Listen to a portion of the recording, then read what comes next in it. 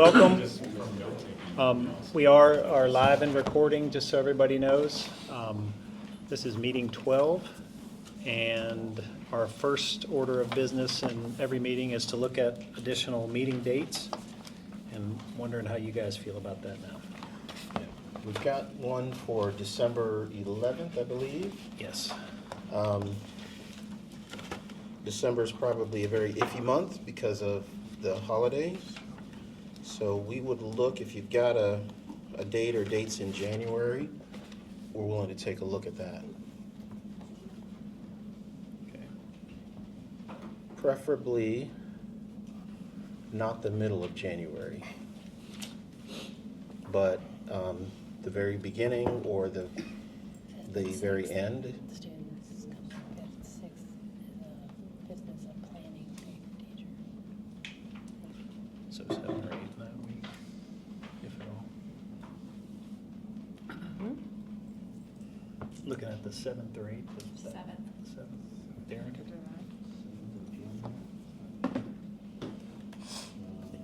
Andy, do you have an agenda, or we just I take our own notes? I don't, no. Okay, no problem. I just, We're presenting, and you guys are presenting after this. gotcha. 8th is fine. I could do the 8th too.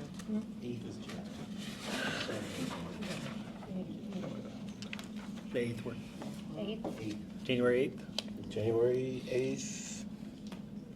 That's a Thursday, the 8th? Yes. 26, not 25.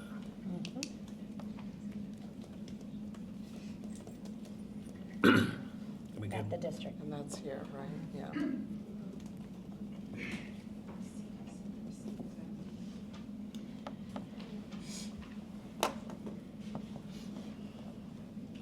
One 8 would be at the district. Yep. And have another one in January? I would, So you're saying that the week of the 12th would be the next? yeah, but not in that range. It may be something the week of the 26th. Okay, I see. I know I cannot do it on the 28th, but any of the other days that week would work for me. We have a meeting on the 27th. Okay, 29. so 6 or 29? Can do the 29th. 29? You guys good for that? Yep. January 29th? 29. Yeah, that's what Dana said. So the 29th 29th would work at CCEA. at CCEA.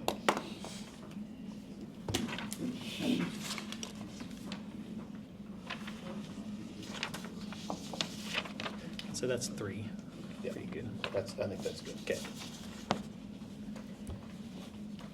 We're prepared to present anything before we do that? No. Okay. All right. Just very quickly, a very brief mention about impasse, because I know it's probably prevalent in the forefront of everybody's minds.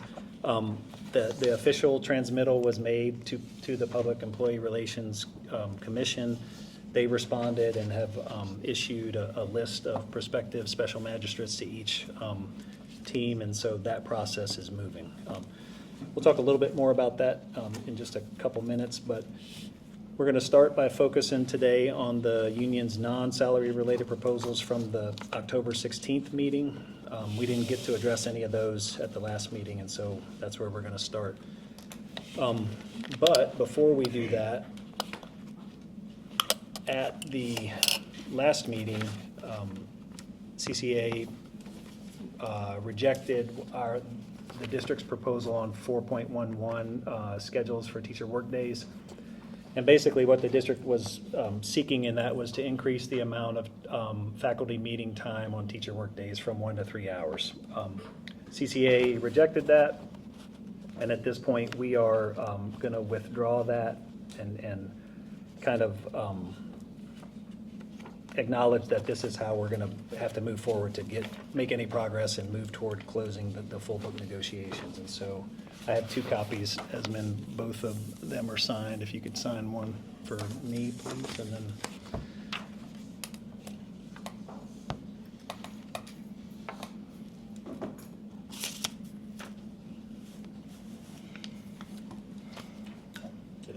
the 20th. 20th. Thank you. All right.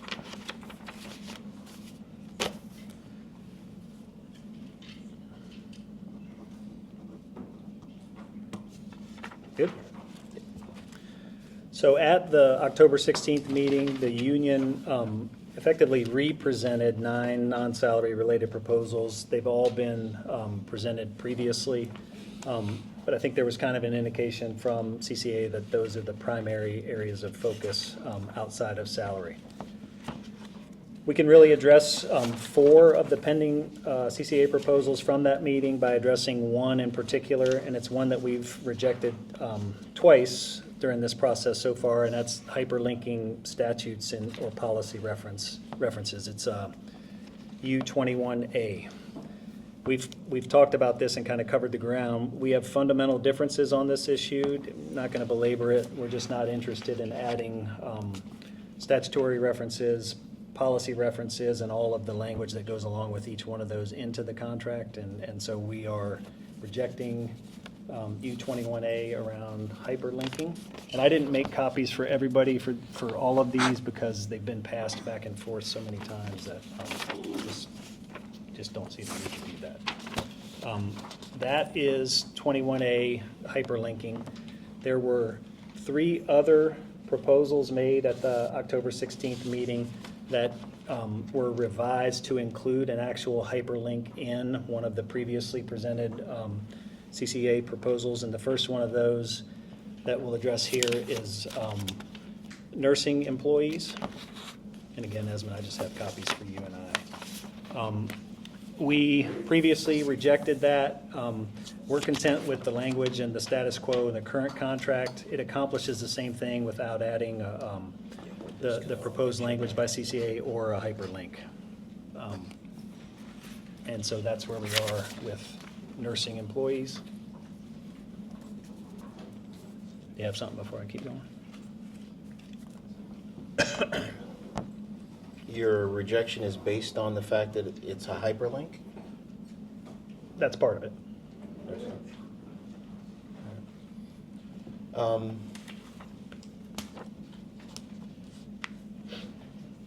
mean, if you're rejecting it, you're rejecting it. I've said before, and I'll say it again, it seems an odd thing that the district is rejecting hyperlink language in 2025, and it's hard to ignore that even in your own communications with employees, when you reference board statutes,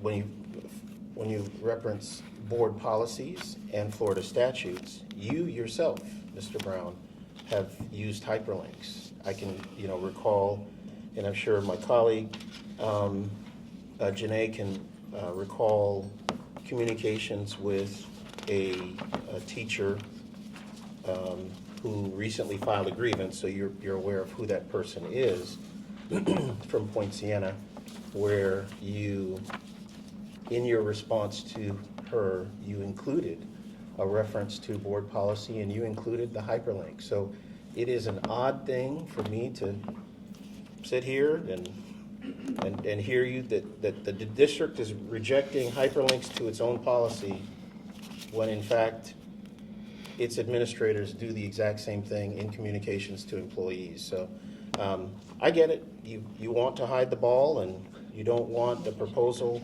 that takes people directly to the policy references and it makes it easier to be able to exercise power over people because they can't find it because you don't provide a hyperlink. We get it. Thank you. Just a very brief response to that. Communication to an employee is different than what's in a CBA. And I would argue that I'm modeling exactly what the 3 people that are paid full-time by dues-paying members should do. You all should provide that information to them. That's what your job is. The CBA isn't there to include a hyperlink to everything that is touched or referenced or connected in any way to that. you guys are the resource for that, and we are too. And by sharing that information with an employee, that's exactly what we're doing. Well, Mr. Brown, I'd absolutely disagree with you. The CBA is exactly the document for that. You cannot it is an odd thing for you to say on the one hand that we are here to provide clarity about what these policies are. The CBA references those policies, and the CBA is exactly the place where a link that takes people to a policy that's outside of that document, that's exactly where it should live. Got it.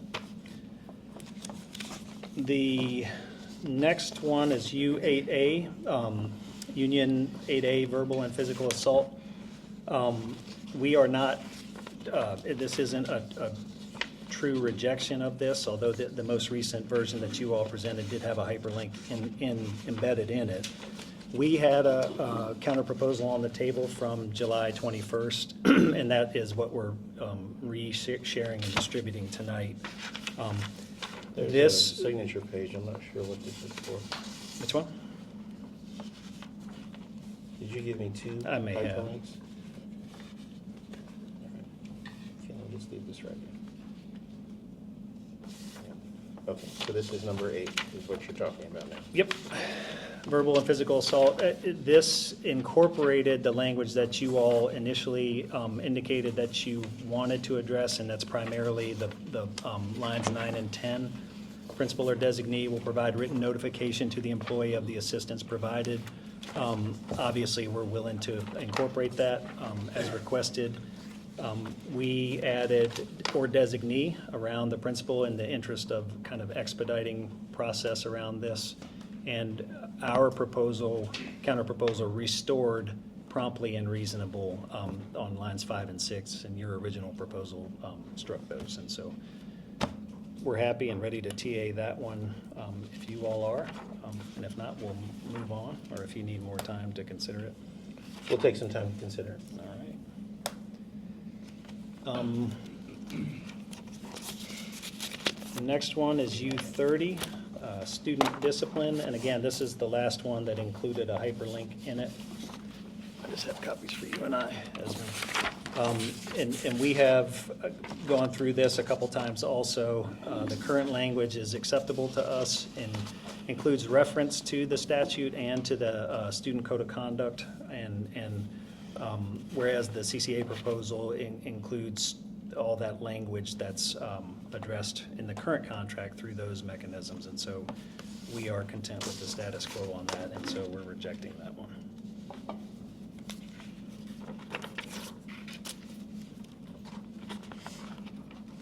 Anything on that?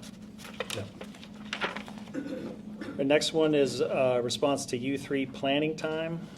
This was again reissued by CCA at October 16th and previously at the July 7th meeting.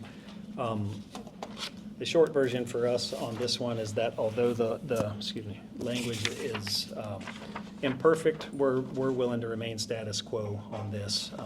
We've talked about the reasons previously for that, and so we're rejecting that one also. Questions on that? No. All right. The next one is U9A, and that's the MOU around email use and email system use. We made a counter proposal to CCA's original proposal on incorporating the MOU into the contract at the 8/21 meeting. We stand by that counter proposal, which accomplishes the same thing that your proposal and then your new counter proposal does, but our proposal or counter proposal incorporates the MOU as Appendix L, which was in your original counter proposal, or proposal, excuse me. Here's it.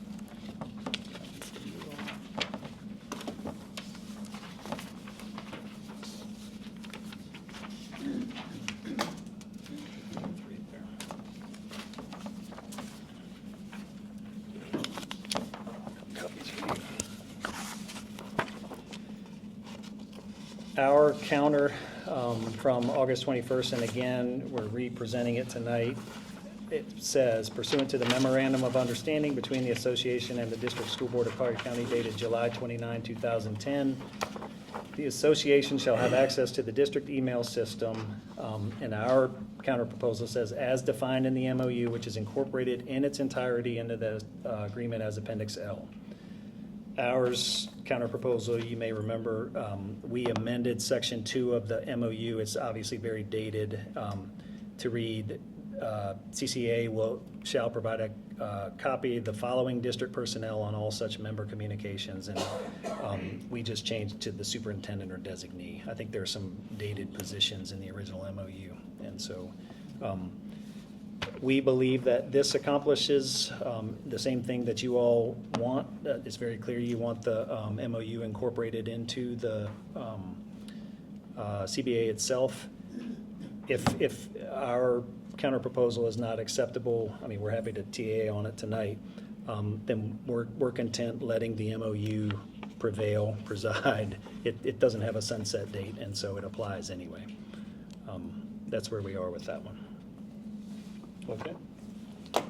We'll consider your changes and Got it. Well, it's really not a change. It's the same one that we presented the 21st. it's not a change to your proposal, but it is a change to our proposal. It would be if you accepted it, yeah. The next one is bereavement pay. I just have copies for you and I as in this one. There you go. So this was presented by the union, then revised again by the union before we responded. The revisions included significantly expanded definitions and qualifiers for which relatives would be covered under the union's proposal. Unfortunately, our position is that we have one pot of money, as clearly stated throughout these negotiations and most recently through our impasse declaration. That pot of money is necessarily smaller than in the past several years. We've demonstrated what we can do with the money and not willing to obligate the district and board to additional recurring costs beyond our proposals of indexed supplements and our salary proposals. And so for those reasons, we're rejecting it. We do think that at the appropriate time, there's room for a discussion around current leave usage, volume, frequency patterns, leave without pay, as they relate to the possibility of adding more leave options like bereavement leave. Anything on that? Esmond, Yeah. Lee County, they passed bereavement leave, I believe, in this negotiation. Yeah. It's not unusual for your peers to have bereavement. It's an odd thing that it's not here in Collier. The fact of life is the fact that life will end at some point. And so death is as predictable as life is once somebody's alive. When that happens, we cannot control. Who it happens to is also something that we cannot control. And the size and the makeup of someone's immediate family, which is what our proposal intended to cover, people's immediate family, parents, grandparents, children, and close family members, and it included people who were connected in a legal dependent way to that employee. I mean, all of our families are different, the sizes are different, and we think that it's a common sense proposal that at this point in time, the district should be providing bereavement pay. I understand your rejection, it's your official response, but I can tell you that the folks behind me and the folks that have given their perspectives on the proposals that we've offered, bereavement is way up there in terms of importance to those people. So, but I thank you for your response. Yes. I want to ask a question. Does anyone in this building, administratively, tier 1 or whatever level, do they have bereavement pay in their contract? No. No? Okay. Esmond, I have another question. Steve? 3 years ago, we didn't make the exact same proposal, but it was bereavement. And back then, you had a bigger pot of money. So now you're rejecting it because the pot of money isn't big enough. Well, 3 years ago, you had a bigger pot of money that you're rejecting. Is there a question in there? Why wasn't this passed when you had a bigger pot of money? Because 3 years ago, just like now, there's a limitation on where we can go in terms of what we're allowed to do, the authority we're granted by the board. I'd have to go back and look at the exact notes from then, but my assumption is that that was something that couldn't be made a priority at that time, and that's where we are right now. So is the rejection of bereavement pay based purely on the money? On the cost of it? Because now, you know, our provision is for paid bereavement leave. So is the issue the paid part, or is it just bereavement in general? Based on my understanding or our discussions, the cost and obligation of recurring costs is a primary issue now. I think if costs weren't an issue, we would have to have a long discussion about the expansiveness of who is included in that and what that looks like and eligibility criteria. So not just cost.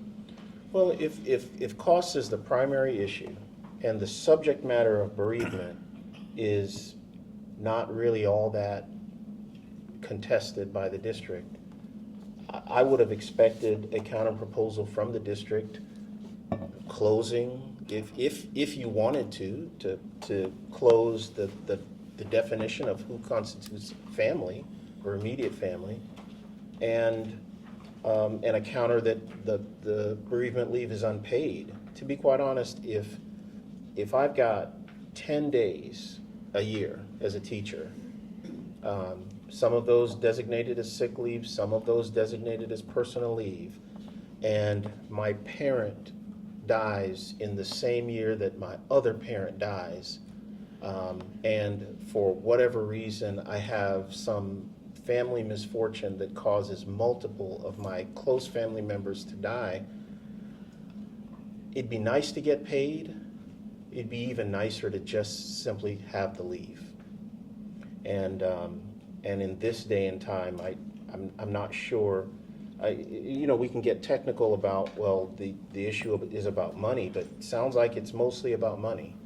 And I don't hear a reasonable argument for the district as to why they couldn't respond with something centered around at least giving the leave, making the leave one of any number of the leaves that are in Article 11. Since you've mentioned that as an option, I'm confident that our team is willing to discuss that and consider that as a possibility. Yeah. I'm not committing us to anything, but if we had presented it that way, we both know this discussion would go differently. Don't present hypotheticals that you haven't done, because you didn't do it. You didn't do it. We can discuss that as a potential option. Yeah, I'm not suggesting that we would prefer that it be paid, Andy. Sure, of course you would. I But, understand. it'd be nice to at least have a conversation around whether it should even happen Yeah. as a potential form of leave, so that people aren't unnecessarily punished when misfortune happens, and it's unpredictable misfortune oftentimes. I can tell you just in my own personal situation, I have old-ish parents, both of whom are alive, and they're relatively healthy, but we all know when daddy dies, mama doesn't necessarily want to hang out, or vice versa. And so it could be very possible, certainly knocking on wood with regard to my parents, it's very possible that whenever that happens, it could all happen in a very short period of time. Fortunately, I work for CCEA and not CCPS. But if one of our teachers were in my situation and they had family misfortune happen right after the other within the same calendar year or the same working fiscal year, I'd expect that my employer would be sensitive to my need to be away from work. especially if I was sick earlier in the year and used up all my sick leave. So, As- I guess this is just a statement. Lee County, they were able to provide bereavement leave to their teachers, and their total salary package was around $30 million. I believe a little bit less than that.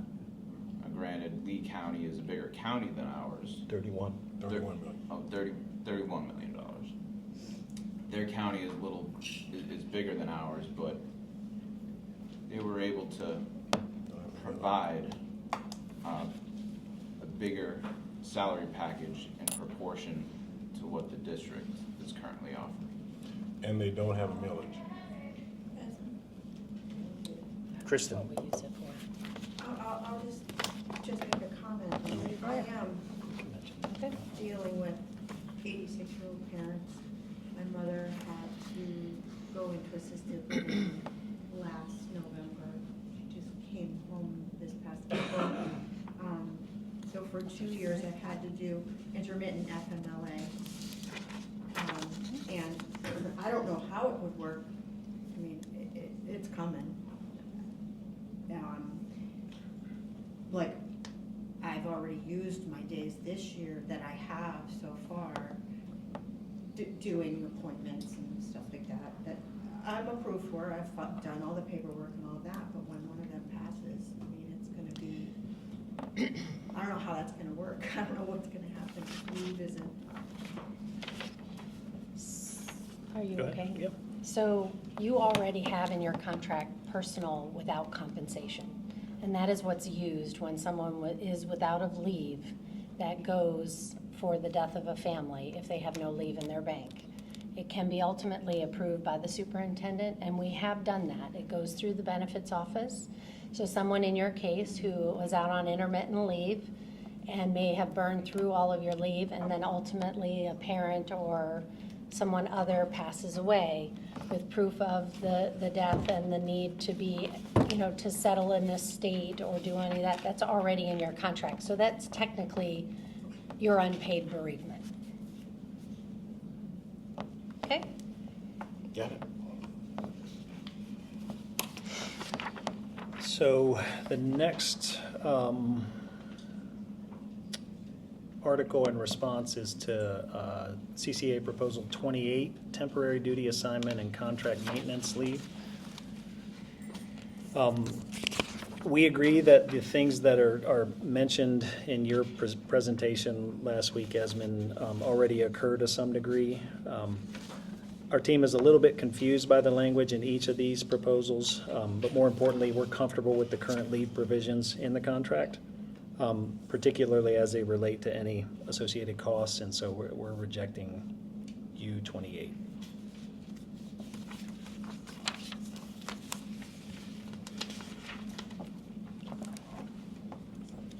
The next one is U29, Employee Discipline, and I have copies for, actually, this one is so long that I just made copies for you and I, Esmond, even though it's a counter. And it's the counter that we've previously made. This has been discussed at length. This was discussed a lot at the last full book negotiation. We made a counter proposal on July 7th to CCA's original proposal, which is exactly the same in the current proposal on from October 16th. Because nothing is different, this version of CCA's proposal from 1016, our counter proposal is the last item on the table regarding CCA's original proposal. Like most of the unresolved proposals, we're prepared to maintain status quo on this if we're not TA in our counter proposal that's here tonight. And this counter proposal is the language that applies to everyone in our non-bargaining unit. It's the exact same way that employee discipline process is carried out with anyone in those units. Literally the same language, and so we're comfortable acknowledging that we treat teachers the same way. The Deputy Superintendent has a couple items to share, but real quickly before that, just wanted to mention and read something into the record.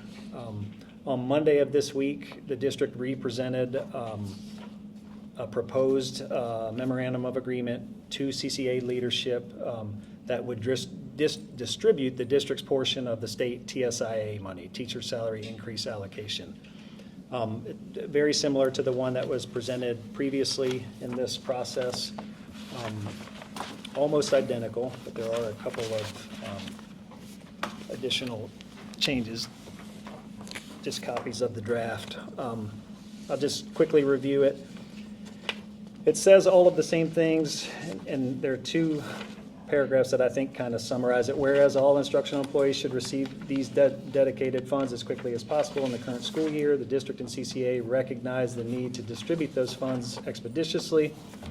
Each instructional employee grandfathered in performance pay, and this is again just the state TSIA money, will receive $385 added to their base salary for the 25-26 school year, retroactive to July 1.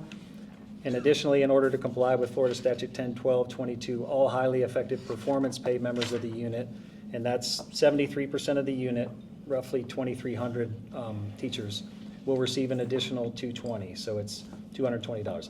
It's $605 for every highly effective performance pay member, and then $385 for the rest of the unit.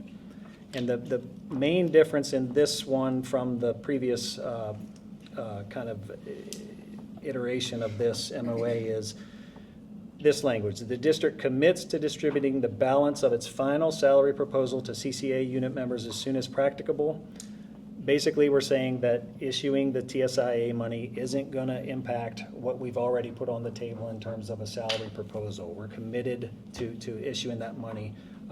But it would obviously at this point have to be pending either an impasse process, CCA accepting the balance of that proposal, and of course the board approval of any salary TA that we would agree on.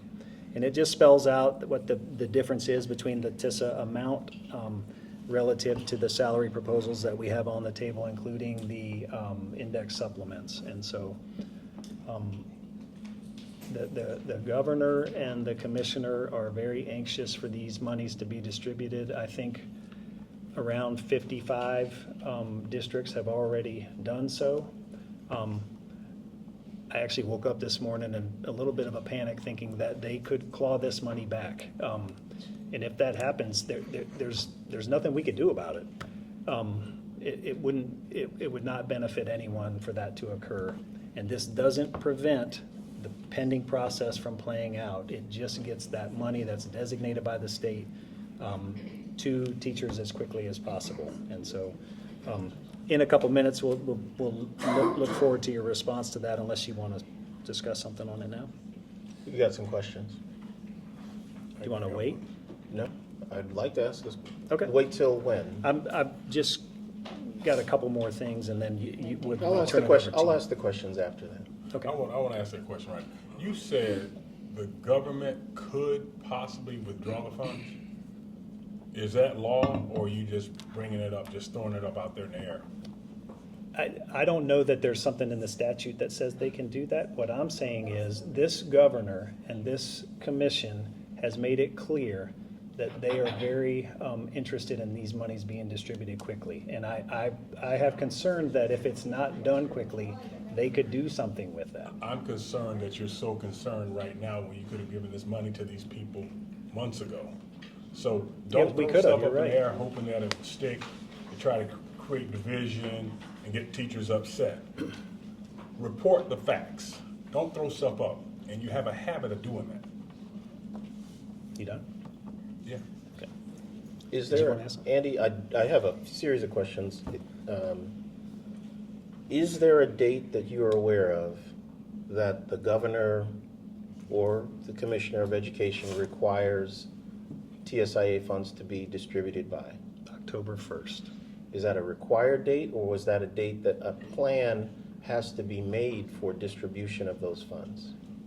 Plan. My understanding is that it's a deadline. If you have a plan in place by that date, generally speaking, it's been acceptable for that to prevail. Right, because Any information that I've read concerning distribution of TSIA funds has only spoken about the need, or at least the governor's request to have a plan in place for distribution of that money. To me, the plan in place could be as simple as funds will be distributed through salary negotiations.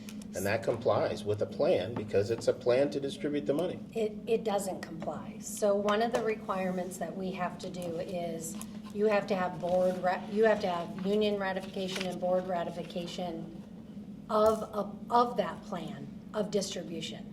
So we have to have that by October 1st. Part of the documentation that we are required to submit, along with all of our charter schools, is not only the plan, but the board minutes of their accepting of the plan, and then the pending distribution date.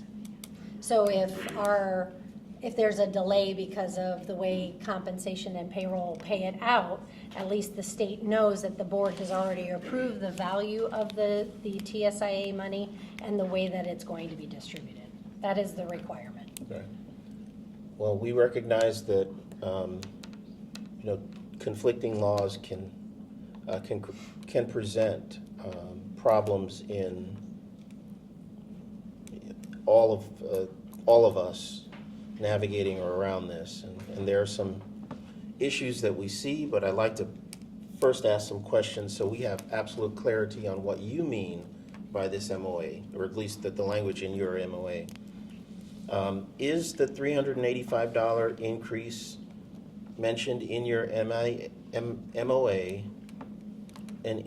intended to be permanent and reflected in the salary schedule for this school year? It says added to their base salary, yes. So this would mean that the salary, the numbers on the salary would change permanently. Is that correct? All right. I just want to make sure that I'm reading, Yep. because Good question. I'm not gonna, I don't want to get into a situation where we, if we were inclined to agree, that there's other interpretations out there for language. Will the $220 for highly effective performance pay members also be permanent, or is this a one-time payment? Permanent. Okay, so my third question, I believe you answered it. It would have been, does the MOA amend the existing salary schedule, or is it considered a temporary supplement? So we've got that clear. Will the amounts mentioned in the MOA be included in calculating future raises, retirement contributions, or other benefits tied to base salary? Yes, my understanding is it's based on the statute, that's required. I guess maybe in more plain English, are these amounts FRS eligible? Yes. Okay. There's a sunset clause mentioned in the MOA. Does the sunset clause mean that the MOA expires after payments are made, even if the salary schedule has been adjusted? Say that again? Yeah. So does the sunset clause mean that the MOA expires after payments are made? Let's just Yes, start there. on the final date, the payments are distributed, so. Right. What if there's an error where somebody should have received funds and the funds have already been distributed? We fix those.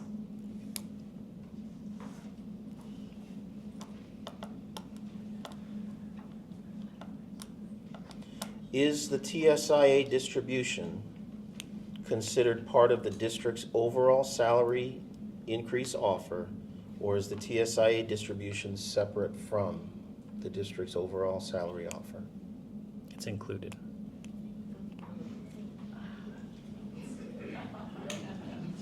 It's included every year. I mean, the district has, over the last 4 years, received $10 million in total money from the state for TSIA dollars. Over that time, including our current salary proposal that's on the table, the district has issued $75 million. And so TSIA has always been part of these agreements that have occurred, particularly over the last 4 years. I'm glad that you said that, because that's my observation.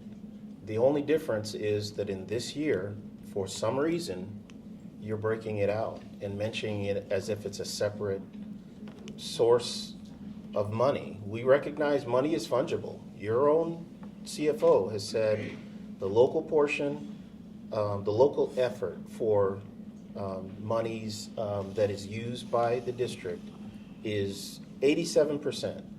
And the TSIA monies coming from the state only represents 13% of the total monies that CCPS uses to operate. So it's quite interesting. The TSIA has always been included, but this is the first year that it's mentioned, like if it's some separate pool of money that came out of the ether somewhere. It's not. It's always been included, right? It's November 20th. Right. The deadline is October 1st. We're trying to get it distributed. The deadline for the plan. You first offered it in October. I mean, if you really wanted it to, or I take it back. You offered it in September. And if you really wanted it distributed by October, the funds that you had since July, you could have made that MOA 3 months before that. So, it's one of those things where your failure to act is now our emergency. That's how it's looked at, because you waited 3 months. So, all right.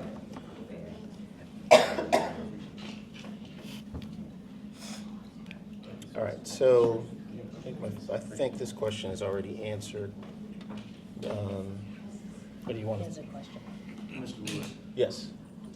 one of the things that comes up, I think, just as an observer to this process, right? Right. Not being Mr. Antonacci and not being on the HR end of things, but being an observer in here, I think one of the things that is slightly different this year, and I don't know if you've heard it through your channels on your side, we have a different Commissioner of Education.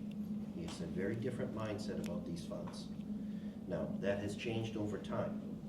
I hear you loud and clear, and what I was just whispering over here was, is there an appetite on both sides of the table? If this is going to be something moving forward, if TISA funds are on the table every year, is there an appetite to establish some form of system where this is paid out immediately, effective, July 1 every year? Now, every year, though, we also have to remember, though, that just like in the last 6 years of it, or I don't know how long these have been here, 6 years. 6 years, they've always been part of the whole compensation package. There was $27 million on the table last year. 3 of it came from TISA. 23 came from the district's collective efforts, right? This year, I believe there's $8 million on the table. 1.6 of it is coming through TISA. That will always be part of it. So it does create something that if we can't negotiate later in September and October or whenever, that number is going to be lower, but effective July 1st, that number's off the books, and it's in people's pockets. That, if there's something that's interested by CCEA, is there something interested on this side of the table? That's something that we should bring to us. I think we're always open for a conversation about getting our people paid, Darren, and I appreciate you bringing that up. And to be frank with you, and this is not to blame anybody, it's not to cast aspersions about anybody, it's just I've been a part of this process. This is now my 4th negotiations, and I'm happy to be a part of the process. I am happy to be representing this fine organization and these fine people behind me. But we're making stuff way too hard. I don't mind meeting. I don't like hearing myself in these things. Some of your issues in terms of the number, that you're going to ultimately pay these fine folks behind me and alongside me can be solved if you would propose agreements like Mr. Burkett suggested that just takes care of this money and then it's done. We don't have to argue about that. A multi-year agreement that proposes, monies for the entirety of our 3-year contract, to me makes far more sense. And then only if we need to come back to the table each year to adjust, we can do that. Or we can say, you know what, we already have increases built in, we don't need to come to the table. Let's just say from a negotiation standpoint, and this is not you or this team, this is any negotiation in the history of negotiations. You get a discount when the term is longer. So if you want a discount from the teachers as far as what you're gonna pay, you gotta give us multi-years. So we know in advance, hey, if there's a decreasing escalation in terms of the scale, the number that you're gonna pay over the 3-year period, you can do that if we have certainty that we got the money. You wanted to, the district, wanted to keep its distinguished superintendent. So what did they give her, a 1-year agreement? No, they did not. They gave her a 5-year agreement. And now they know that for the next 5 years after her contract expires, Leslie Riccadelli will still remain with us. And we want that same level of respect in terms of wanting these folks behind me and these folks alongside me to remain with you. Hey, this is the group of teachers that have given us the eight years running. Give them a deal long term so that they know they've got a job and their increases are already taken care of. They don't have to come back and grovel and beg every single year for 3 or 4 or 5, now this year, 6 months, for something that we know we're going to do every year. Get the discount with a longer term. If this were a sports analogy, if I'm negotiating a 1-year contract for a player whose contract expired, I'm negotiating the most money that I can get for that year. You get the hometown discount if you give me 3 or a 4-year deal. That's how all negotiations work. And we would hope that the district looks at it in terms of negotiating with its teachers in the same way. I want to add to that. I was at that board meeting when they were talking about the number of years they wanted to extend the contract, 4 to 5 years. I spoke at that meeting and I specifically said, make sure you bring that same energy to bargaining when we discuss teacher pay. Board member Lucarelli said the reason why they wanted to extend it to 4 to 5 years and the reasoning behind paying her, the amount of money that they're paying her right now, she specifically said to this effect, we want to make sure that we get rid of uncertainty and anxiety associated with people's jobs and retaining her. So we want to do that to make sure that she's not worried about being paid. I was there. She wanted to get rid of the uncertainty and anxiety. How much anxiety do you think these teachers are under right now? Look at the level of uncertainty created by this negotiating session that didn't have to be created. And just like you mentioned, I respect what you said. You mentioned planning and getting it done ahead of time, which reminds me, where's the automatic step? We get that done, you're going to retain teachers. So if we can do that with TSIA money, we can do that with the funds. With our fund balance, we can have automatic steps set for teachers. That would make a lot of people happy. We do the same thing. Yeah, for your next thing. Can I ask a question? Oh, yeah. I might have missed a meeting, but it was my understanding that the multi-year discussion was just brought up in the last meeting, correct? So this wasn't something you brought up in a meeting that I missed earlier in this process? Because I don't remember hearing anything about a multi-year option that you brought forward. Am I wrong? No, you're right. Okay, because I'm confused, because it sounds like you're talking like this has been brought to our attention before the last meeting. It's certainly been brought to the board's attention. But not to this, I can't say that for certain. okay. Years ago. Okay, Years ago. I just want to make sure that I'm full understanding, because you're talking as if we rejected that, but that was not brought in the 11, I don't even know what meeting are we on? 12? Right. Okay, thank you. If that's the case, I'm not sure. I'm not sure if that was the first time that we mentioned multi-year agreements. But you never presented a I'm just, with all the paperwork we've had, No. I have never seen a multi-year Not in- proposal from the union. Not in this negotiation. Okay. But one of the reasons is because of the responses that we got from the last meeting's questions.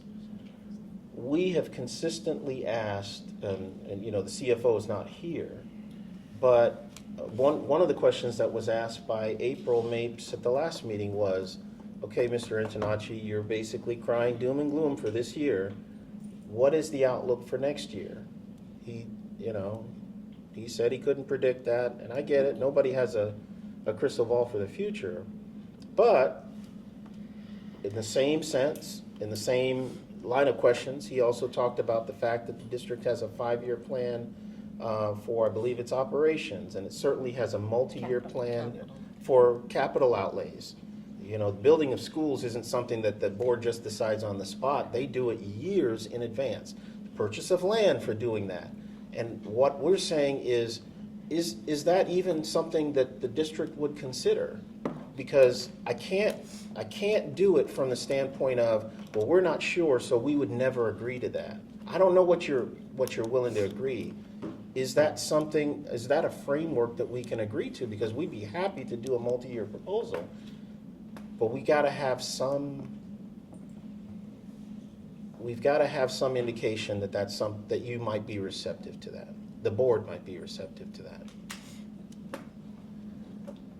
I'm not putting you on, I don't want to put you on the spot to speak for the board, but if you're going to take anything back to them, take that back to them. We need to know. All right. So I have a couple quick comments around impasse and process again. You need something? Sorry, are we moving on from the MOA? Not necessarily. I do have some comments on the MOA. This may be the most appropriate time. Sure. So I thank you for answering our questions with regard to the MOA. We've got our own level of guidance that we have to, seek out and adhere to when appropriate. But I asked the questions to ensure that we were looking at the MOA in the same way that you looked at it. We certainly share the goal of giving these funds to our employees and teachers promptly. We understand, and I think we've said at this table, and you said the same thing. TSIA money is already designated as to what it is. We know it's coming, at least in this administration.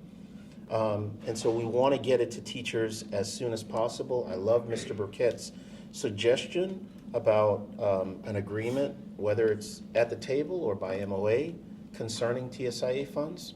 I think that's something that we will definitely talk about, okay? However, there's still the legal framework that we've got to deal with. And from our guidance, we believe that Florida law is clear on the point under Florida statutes and section 447.309, subsection 5, that a collective bargaining agreement must contain all of the terms and conditions of employment for that bargaining unit during its term. That's 447.309, subsection 5. And similarly, there's a Florida Administrative Code Rule 60cc-4.001 that requires when parties reach agreement on negotiated issues, the proposed agreement incorporating all of those terms must be reduced to writing and signed by both the chief executive officer and the bargaining agent, to borrow a quote from that administrative code rule. And those provisions that I mentioned underscore a fundamental principle that ratification is intended to bring finality to the bargaining process. So employees have that right to vote on the entire agreement and not pieces of the agreement. And while the MOA is certainly a movement towards progress, we believe that legally speaking, it may violate Florida law, the 2 statutes that I quoted, and 3 cases that are on point to this issue. There's a case involving the city of Hollywood. I'm happy to provide those cases to you, Andy.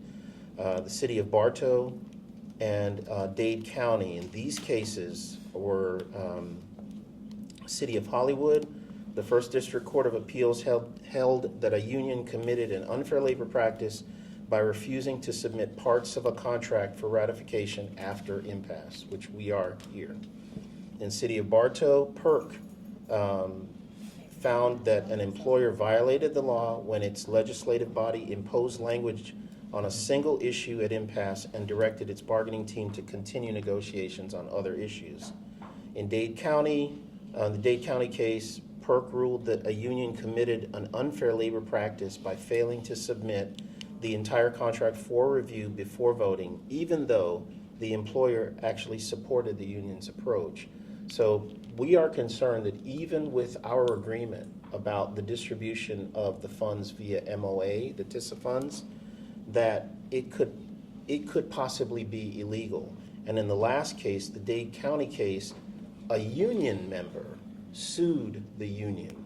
The district and the union were in lockstep about distribution, partial distribution of certain funds, but a member sued and in PERC won that ruling, in PERC saying that it has to be the complete agreement.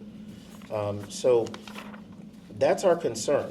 So given the legal backdrop, we believe that bifurcation of portions of the salary may be problematic legally, and approving the TISA distribution now, especially as we are at impasse, and leaving the other issues for later could possibly expose both parties to significant legal risk, and it could be construed as the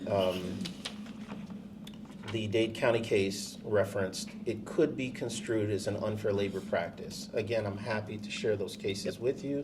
You can get some guidance from your legal counsel. So, with all that said, I would suggest an alternative approach that I will share when we get a chance to present. Sure. Yep. I have a, Desmond, can I ask you a question? I think Andy has a response, but Oh, no, go ahead. thank you, Mr. Brown. For the MOA,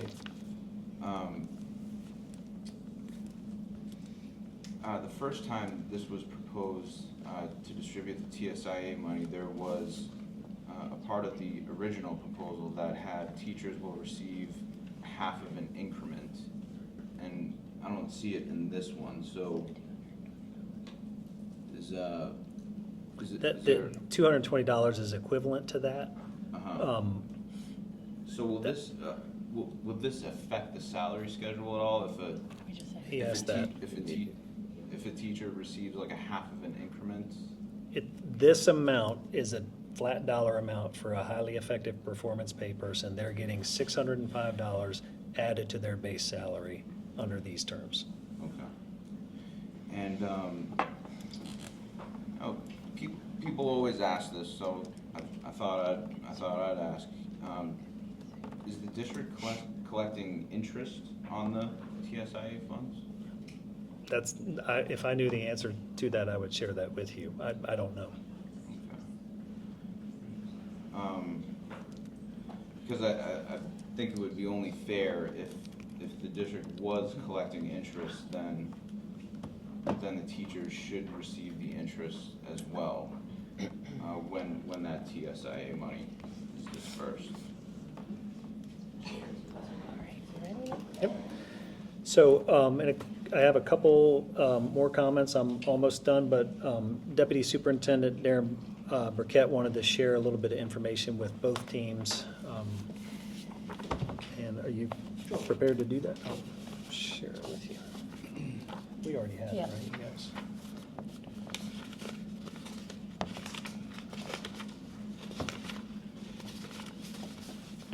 So that's at page 1.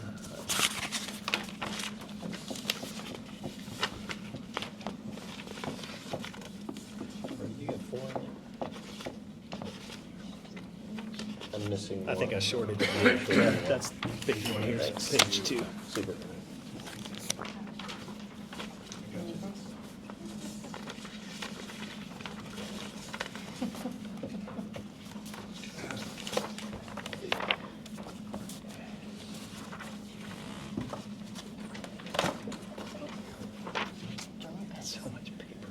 All right, folks, what you have in front of you there, the one that has a table right at the top and some written language underneath it. So this was kind of just born out of our last meeting and kind of where we've landed here with salary. Wanted to look at, we've all been at the table, we've all been claiming for 3 years on all sides, and rightfully so, how well we've been able to do for 3 consecutive years. Now, those 3 consecutive years all happened within a context that is far greater than our county. It has to do with state government, has to do with the money that's coming in, has to do with the fiscal environment for the entire state. So those 3 years all happened within a certain context. So, to be quite honest, I prepared this for myself. I was not planning to share this. I shared this with Mr. Brown. He said this is interesting information that people may want to see. So that's why we're discussing. But I think the important thing that I keep coming back to and how I do my job is within the context of things, how things are operating. So quite frankly, I looked at it and I said, well, we have, in essence, a step on the table for a salary increase for this year. And what does that really look like in the context of the fiscal environment across the entire state? Now, I'm not going to, and I know we mention oftentimes at this table, it's come up with Lee County. In all fairness to Lee County, it's wonderful for them, but we're in a different ballgame, right? I think many of us in here would say that we've surpassed them, and we should be looking at other folks as to where they are as in terms of salaries. So I look at the top 5 school districts in terms of pay, right? And we look at it in terms of entry-level salary and average salary. Those are ones that come up a lot of the time. So what you have in front of you here is just the research that I've been able to do, and I'll just start it and stick right to the script here. The other top 4 paying school districts across the state have either settled negotiations or in the final steps or the final process of finalizing it, right? The table in front of you shows that CCPS last year in terms of entry-level salary, starting salary, was 4th with $57,000. That's column A. Okay. It also shows the difference between us and the top entry-level salary to be $5,100, that being Monroe County. So the gap between our starting salary and the top one was $5,100. Okay. Our salary proposal that's on the table this year, option 1, right, of adding $1,350 to the base for all members, actually drops us in terms of entry-level salary from 4th to 5th overall across the state. However, it does close the gap between us and the top paying district by $700. Okay, that difference from $5,100 shrinks to $4,350. So it catches us up a little bit. And where I go with that is that we have all sat here and said that we want to be the top paying district in Florida. I specifically have sat here and said that a couple of different years. So that's something that we look at. In addition to that, though, I would also say that, in my opinion, a better indicator of salary may be average salary, may be a better indicator than entry-level salary. So, with regards to the average salary, last year we were number 2 in the state according to the 24-25 school year with an average salary of $73,570. Now that average salary was $927 below the highest, which was again Monroe. Now, I do not profess to be this totally accurate, right? We don't have all that information. The state DOE has not released what the average salaries are for this year. But by simply looking at what everyone's adding to their base for the year, right, you have an idea of how far off are we from the other top paying districts, okay? And when you look at that, you see that $927 from our average salary being in number 2, does that close it all? Well, it does. It actually closes if you look at it. Again, I don't have all the information. I'm not professing to have all of the information about everyone's contract. But it closes it all the way down to $177. We're getting very close, right? And we understand that no matter what the pay is, we need to keep pushing. That's understood, right? We can disagree on how fast we get there, understand that. But we all need to move forward and we all agree on that. So just looking at those 2 pieces, whether it's entry-level salary or average salary, it looks like our offer on the table is relative to the other top paying districts. I'm not saying it's the top across the state by any means, because it's not. But it keeps us moving in that direction of being, it closes the gap on entry-level salary to being number one, and it closes it, you know, in all likelihood, closes it on the average. But again, I don't have those numbers, so I don't profess that to be 100% accurate, okay? That's one piece. Any questions from that? I don't know. I think I'm giving you a lot of stuff you want. I do, no, this is good. How, so, and I'm not trying to be a jerk here, Darren, but, I get it. so, the chart is instructive, but it includes the the numbers only from option one of the district's two proposals. I think everybody at this table, folks behind me, would say, in previous years, teachers got a raise plus their step. So this proposal that is a raise, but not the teacher's step that they rightfully earned last year, it's hard to digest it, even if you can put on a chart and show that starting salary is, you know, within the top five. I don't know about that, at least starting salary, but what these folks behind us are saying is, we earned our rate, we earned our step based on our performance last year. And it should be a given that they get their step, and then the district proposes raises to raise its starting salary in suit. Because to me, the starting salary helps the district. The folks who are currently employed, they're employed. You give them their raise, and that helps them. But I think that's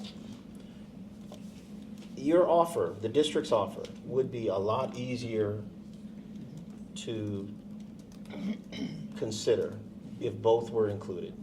A raise plus the step.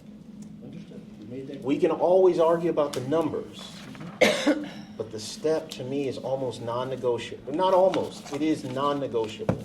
Because you asked these folks to earn it last year, and in their books, they see a step is there. I mean, so why should they not expect to, based on their evaluation, move up? Because that's earned.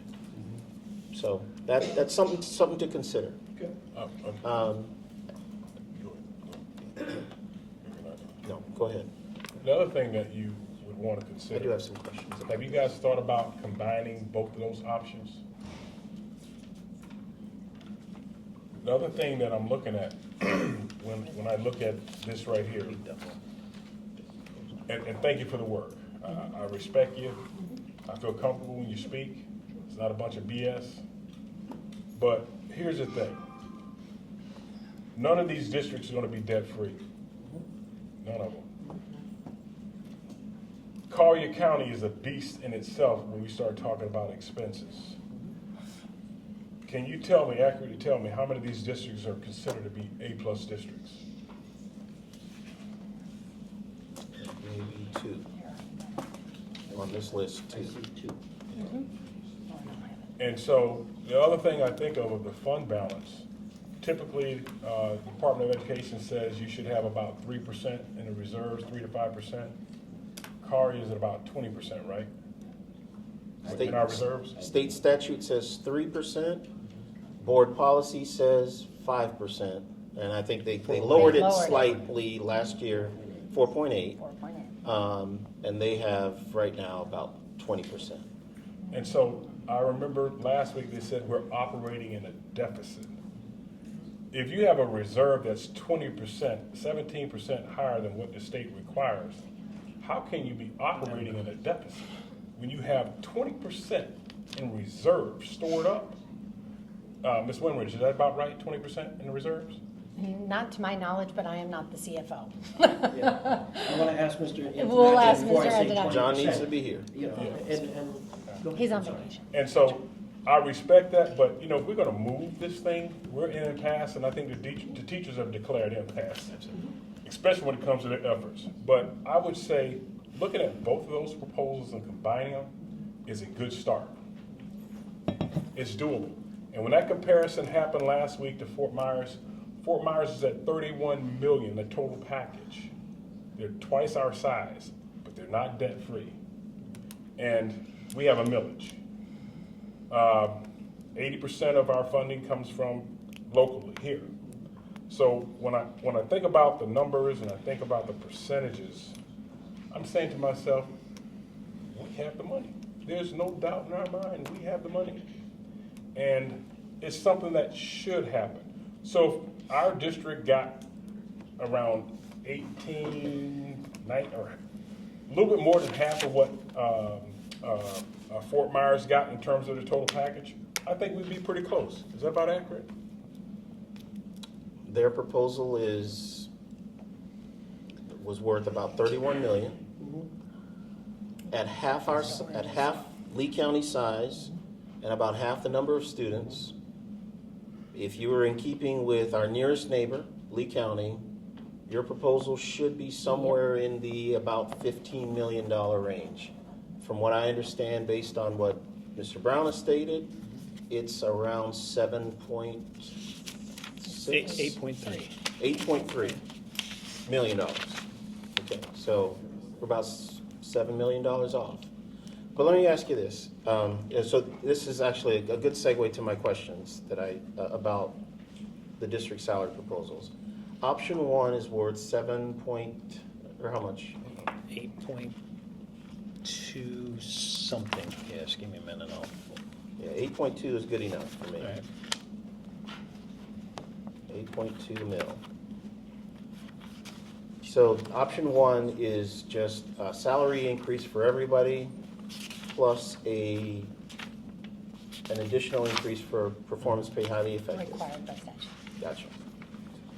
Option 2 is the one where it's only a step increase, plus the additional amount for performance pay highly effective based on that number.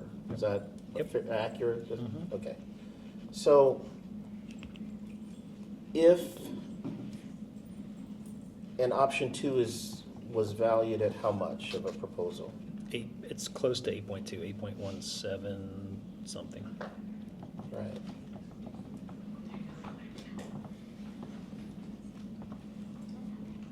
Yeah. Okay. I was just information seeking. I do echo Mr. Mouton's comments. I think a combination of those proposals would be a really great start. And it would be an easier way to close that gap. Now, I recognize we're talking about $8.2 million. Let's say enough. I actually don't think that a combination of those two proposals would be a full 8.2. I think that there's some overlap. But let's just assume that we're talking about another $8.2 million. I think that would get us a lot closer to agreement. So just something to think about. I gotta add this, and I'll be done. When you take what we have on the table right now after taxes, it's gonna be around $5.89 daily raise. We have hundreds of vending machines in Collier County, and the vending machines in Collier County make more money than the teachers. The vending machines. I started my comments with the word context. Gotcha.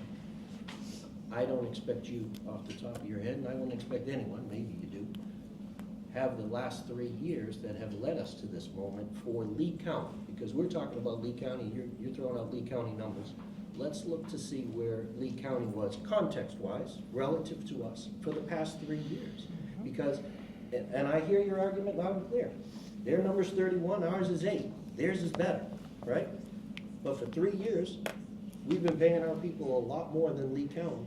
And we went to the well first. 3 years ago, we went to the well. So there's something built into the salary structure of here that folks have benefited for 3 years. Now, I'm not gonna disagree with you that, everyone would want more. all right? But I look at it in the terms of context. Maybe Lee County did go to the well 3 years ago. I don't believe they did. I don't believe they have the last 3 years. That's why I think they kind of went in on this year. But I don't know. I do not know that. But I'll do my research just like I did after the last meeting.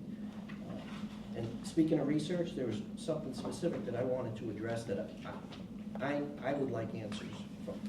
Because one of the things that was mentioned at the last meeting was specifically that our salary has gone to administrators, right? And Mr. Mouton said, you know, we've had a 30% increase in administrators from, I believe the year was 2014, okay? To the present. To the present, okay? So that seemed like a very high number to me. It was unsettling. So I looked it up. So I start going, and that's what the second document you have there. This is actually directly from the Florida Department of Education's website. It's the Educational Funding Accountability Act. Now, if there's some other where that I should be looking for these numbers, I would like some direction, okay? I've given you the link there where I pulled this information. In 2014, just for the sake of the folks in the audience, we had 2,768 teachers, instructional personnel in Collier County. That constituted 51.29% of all Collier County public school employees. Okay? In 2014, we had 179 administrative personnel. That constituted 3.32%, right, of of employees. We fast forward to 23-24, we have 2,878 teachers. Slight increase.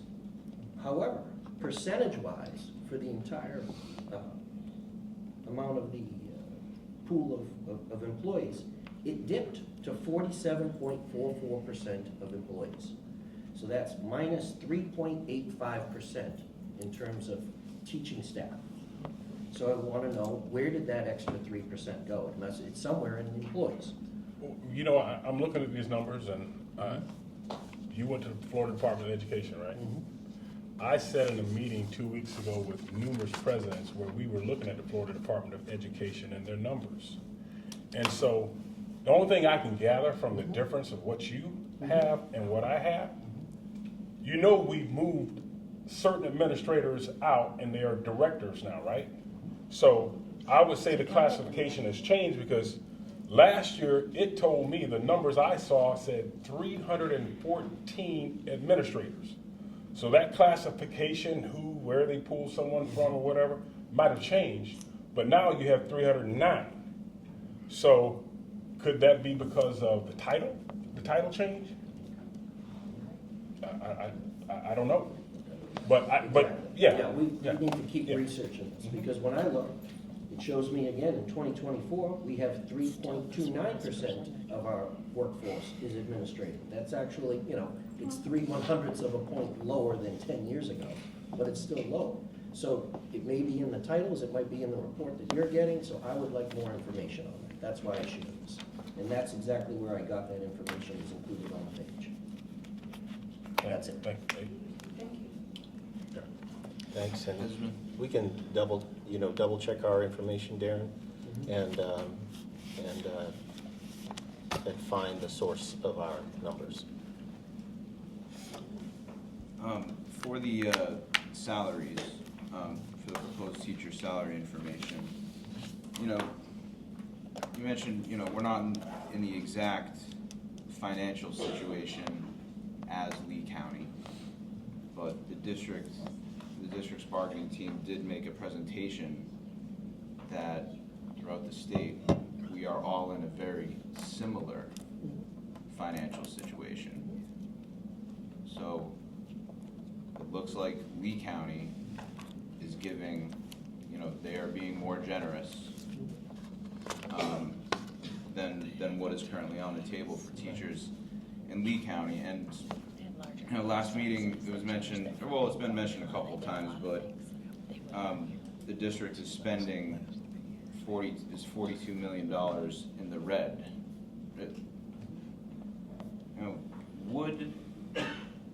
Would the financial situation of the district change all that much if it went from spending $42 million in the red to spending $48 million in the red.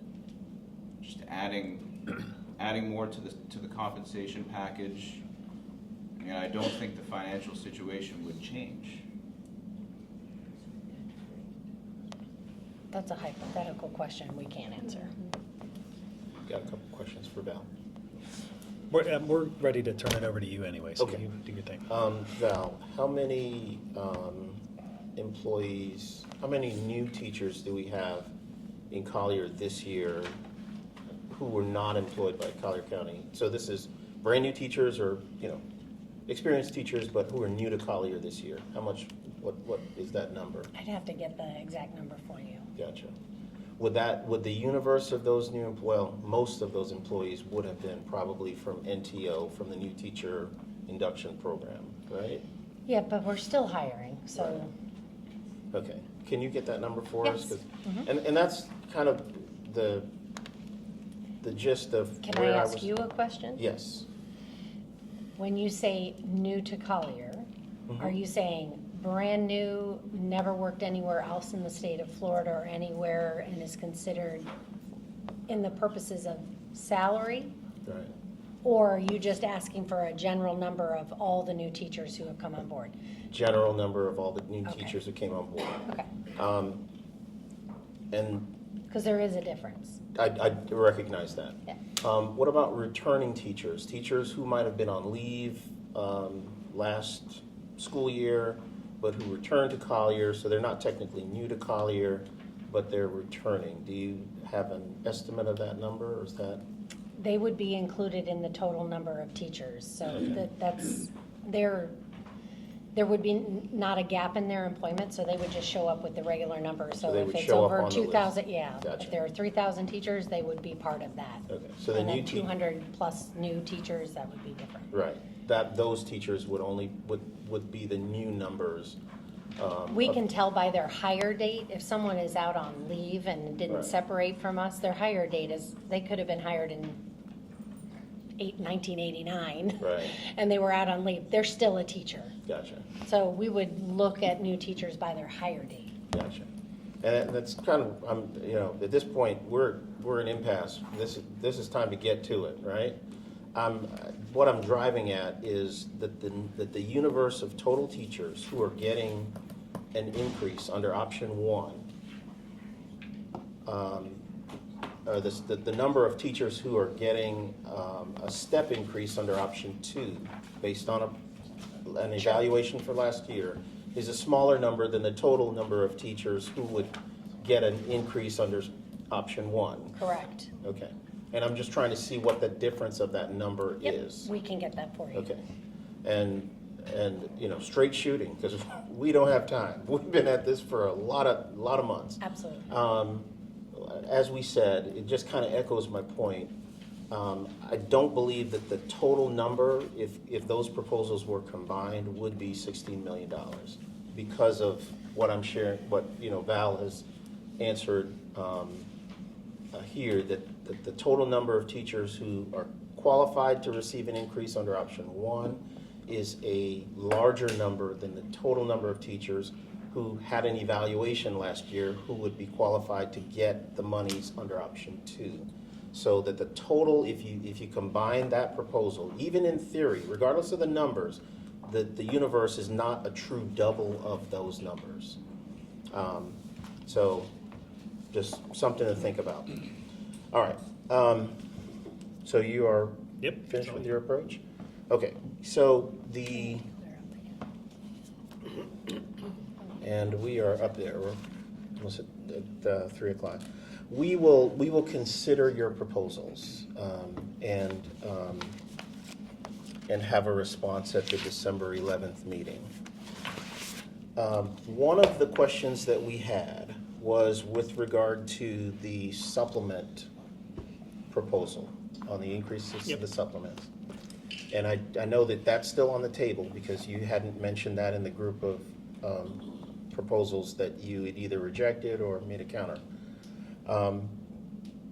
It's included in the impasse declaration. Right, but we haven't shared what, what we consider or things that we need to be addressing in impasse. Okay, so as long as it's included, it's included. Was the district's intention, in terms of the proposal that it made, and I'm sorry that we're even at this point and we're asking this, but we gotta ask it because we don't have time. Was the supplement proposal intended to be retroactive back to July 1? No. Okay, well, all right. Thank you. And that's the source of our proposal for today. Because we noticed that we didn't have any language with regard to retroactivity of the increased supplements. We wanted to ensure that, at least in these discussions, that was known. So we do have a proposal, and I guess it'd be a counter proposal with regard to the district's proposal on index supplements.